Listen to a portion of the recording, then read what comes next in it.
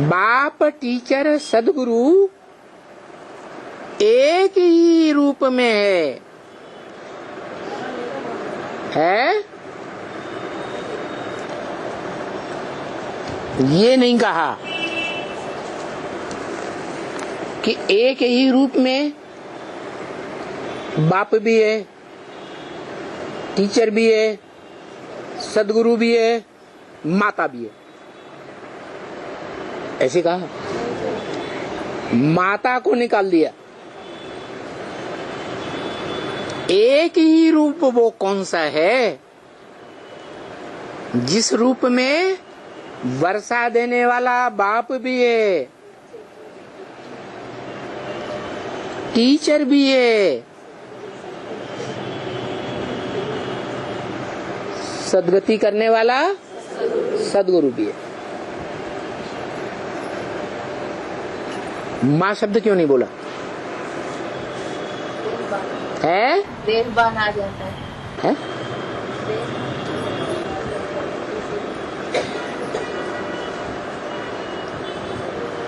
इसलिए नहीं बोला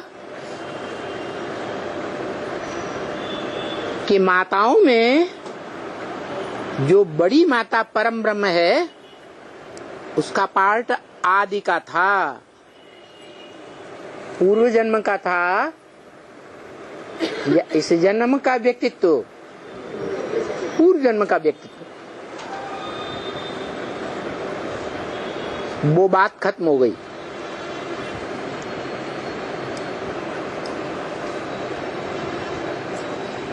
इस जन्म में एक ही व्यक्तित्व है 500-700 करोड़ मनुष्यों के बीच में। अंग्रेजी में कहते हैं पर्सनालिटी, उर्दू में कहते हैं शख्सियत। जो बाप भी है वर्षा देने वाला, टीचर भी है और सदगुरु भी है। लेकिन है माता नहीं है। हाँ, माता शब्द हटा दिया, क्योंकि माता कहें तो माता तो दुनिया में प्रसिद्ध है। कौन सा गुण? दुनिया की कोई भी माताएं मनुष्य सृष्टि में हो, कोई को भी ले लो, वो माताओं की एक खासियत है कि उनमें जितनी सहन शक्ति होती है उतनी पुरुषों में नहीं होती। तो माता शब्द निकाल दिया। क्या? क्योंकि वो शिव है जो ज्ञान सूर्य है,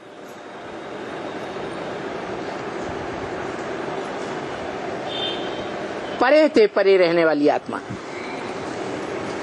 इस मनुष्य सृष्टि में किसी में प्रवेश करती है मुकर्रर रूप से, तो उस शख्स के द्वारा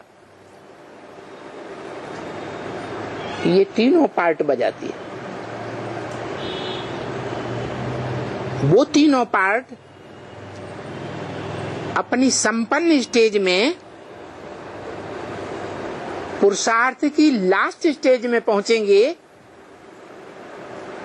या पहले ही पहुंचेंगे? है? लास्ट स्टेज में पहुंचते हैं। वो लास्ट स्टेज का भी इशारा दे दिया। तुम बच्चे तमो प्रधान से सतो प्रधान बनने में 40 से 50 वर्ष लेते हो। माने हम बच्चों के बीच में कोई एक ऐसा बच्चा भी है वो 40 वर्ष ही लेता है। 40 वर्ष में कब से कब तक? 1976 से लेकर 2017।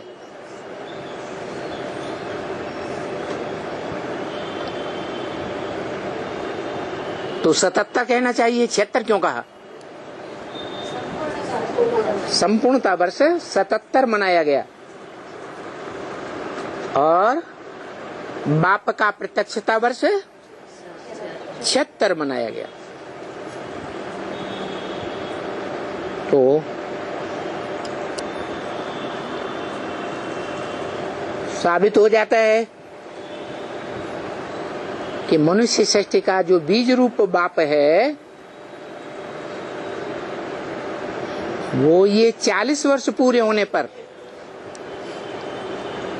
2017 में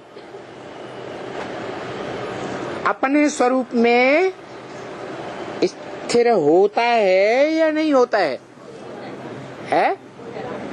होता है। और संपन्न रूप में स्थिर होता है या बचपन रूप में, अधूरे रूप में है? संपन्न रूप में। जैसे कोई बाप का बच्चा पढ़ाई पढ़ करके लिख करके तैयार हो जाता है,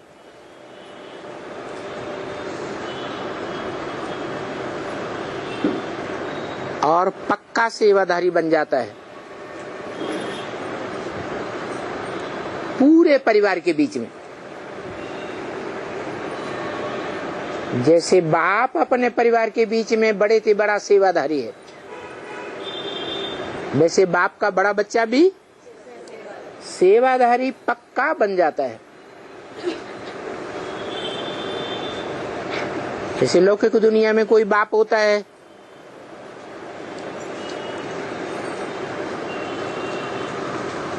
बड़ा बच्चा बाप की दुकान संभालता है, बाप जान लेता है कि और बच्चे अलबेले हैं और ये बच्चा पूरी जिम्मेवारी से सेवा करता है दुकान में, तो वानप्रस्थी हो जाता है और सारा कारोबार बच्चों को नहीं, बच्चे को सौंप देता है। तो ये जो 40 वर्ष हैं 76 से लेकर के 2070 है, नाम ही है इसका सत्य रह। क्या रहे? सत्य रहे, असत्य नहीं। इससे पहले भले असत्य हो लेकिन सत्य रहे, माने संसार में सत्य के रूप में प्रत्यक्ष होने लगता है। जैसे शिव बाप सत्य है, ऐसे बच्चा भी सत्य है। जो ब्रह्मा मुख से शिव बाप ने भी बोला, मेरे पास जो कुछ भी था मैंने तुम बच्चों को सब कुछ दे दिया, मेरे पास कुछ भी रहा नहीं। तो क्या दे दिया है? सत्य का ज्ञान दे दिया। तो जो सत्य का ज्ञान है वो सभी बच्चों ने ले लिया एक जैसा, या नंबर बार लिया? नंबर बार लिया। जिस बच्चे ने अव्वल नंबर में गीता ज्ञान ले लिया, सुन लिया, समझ लिया और प्रैक्टिकल जीवन में धारण भी किया,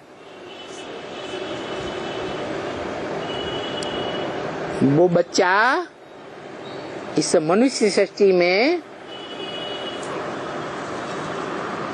कैसा भाग्यशाली बताया है? सौभाग्यशाली। पद्मा पदम भाग्यशाली नहीं है। और भी तो बच्चे हैं, उनका नंबर नहीं लगेगा। कोई 100 भाग्यशाली, कोई 1000 भाग्यशाली, नहीं लगेगा।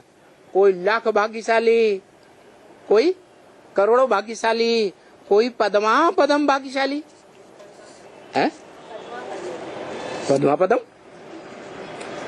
हाँ, तो जो अर्जुन गाया हुआ है, शिव बाप ने कहा अर्जुन एक नहीं है, अर्जुन अनेकों के नाम है। जो ज्ञान का अर्जन करता है उसका नाम अर्जुन। अब किस नंबर का अर्जुन? तो जितना ज्ञान अर्जन करता है उसी नंबर का अर्जुन। जिस नंबर पर धारण करता है उसी नंबर का अर्जुन। ज्ञान के आधार पर सद्भाग्य का अर्जन करता है। एक जन्म का सद्भाग्य या अनेकों जन्म का सद्भाग्य? अनेकों जन्म का सद्भाग्य। इसलिए उसको हीरा कहा गया। क्या कहा गया? हीरा। जो हीरा द्वापर युग के आदि में, द्वापर युग के सतो प्रधान पीरियड में जो यादगार बनी पहली सोमनाथ मंदिर में पूजा गया, वो हीरा किस आत्मा की यादगार है?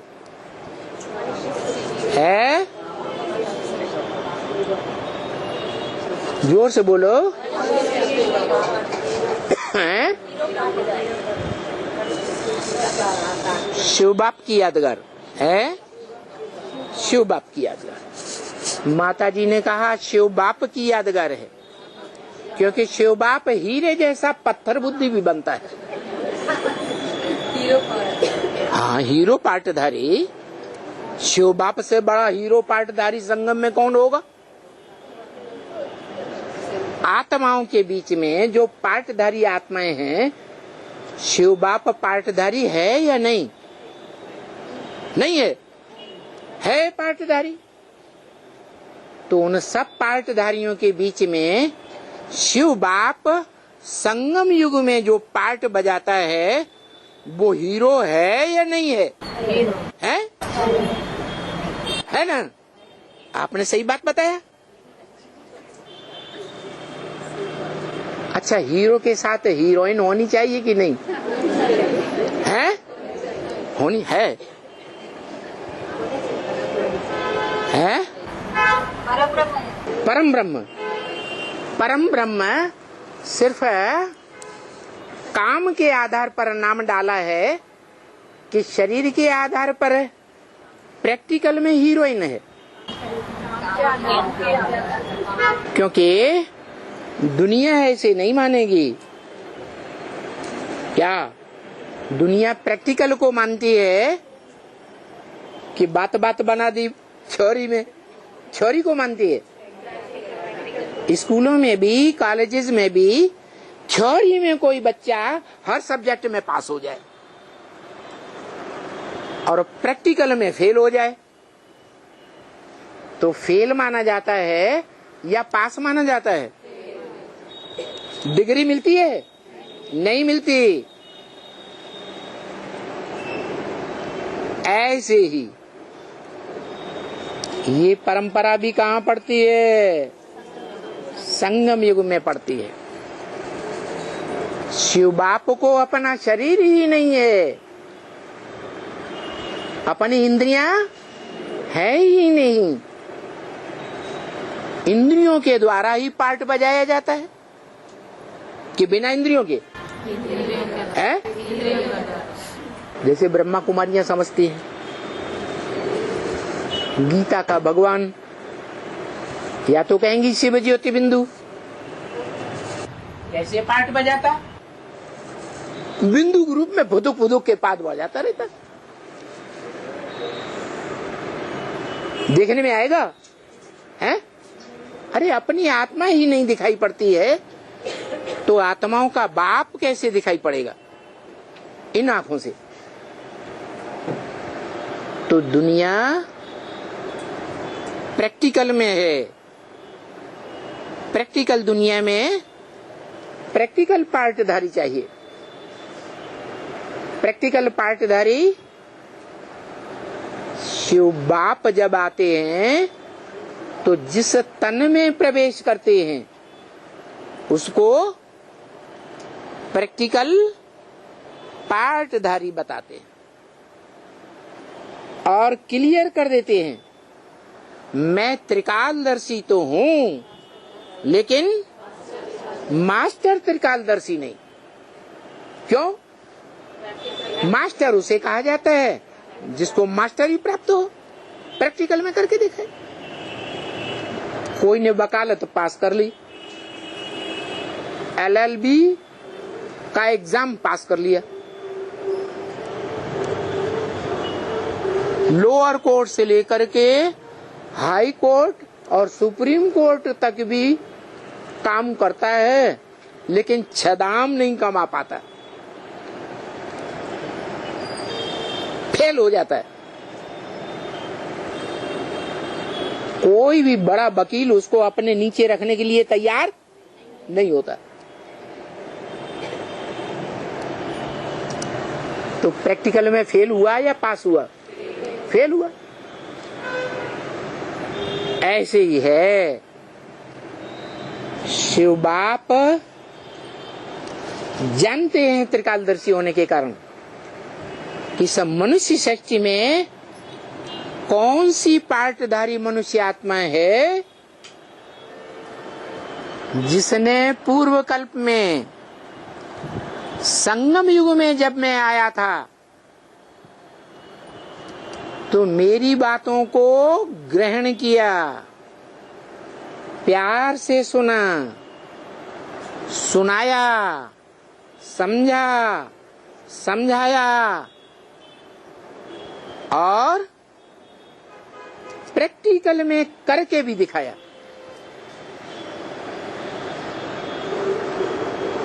करनहार भी बना और करावनहार भी बना।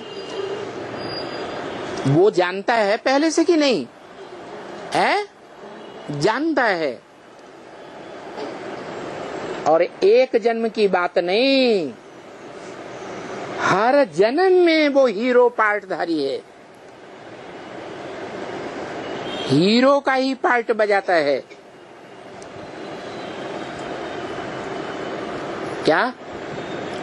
नीचा पार्ट नहीं बजाता।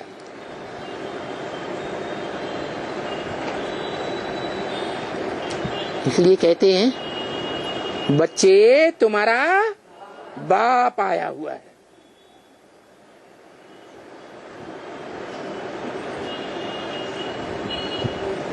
अच्छे भाव में लें तो अच्छाई में बाप आया हुआ है और बुरे भाव में लें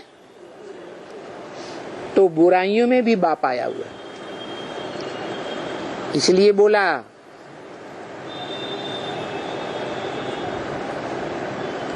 स्वर्ग की दुनिया मेरी है तो नरक की दुनिया मेरी नहीं है क्या? है?